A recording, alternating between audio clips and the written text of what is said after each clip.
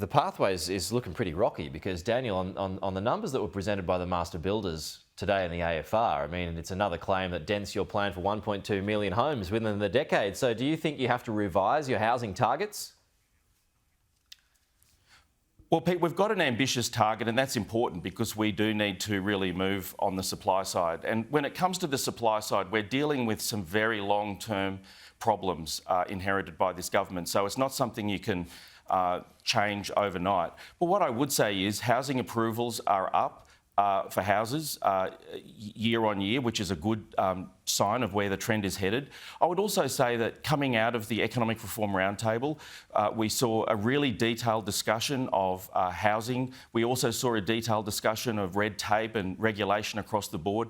And coming out of that, we've seen a commitment to freeze the National Construction Code, which has been welcomed right across the board. And I think a lot of key stakeholders, including in the construction and the building sector, have said this will make a material difference. And we've also seen a number of measures taken to try to unlock a lot of approvals that have been stuck in processes for a long time.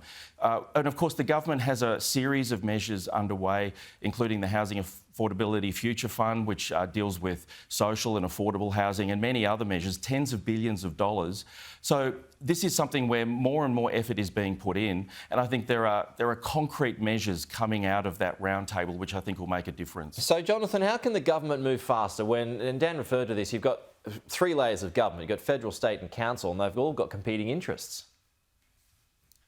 Well, I mean, it is not beyond the capacity of the Commonwealth Government to bring everyone together. They do it all of the time, to nut out a plan over multiple layers of government, and that's where state governments have a role to play, bringing local government to the table and cracking a few heads together.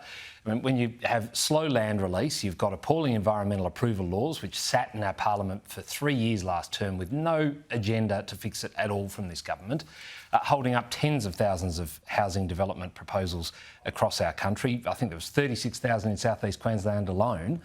Those sorts of things they can crack on with. They don't need to talk about it anymore. They can just do it.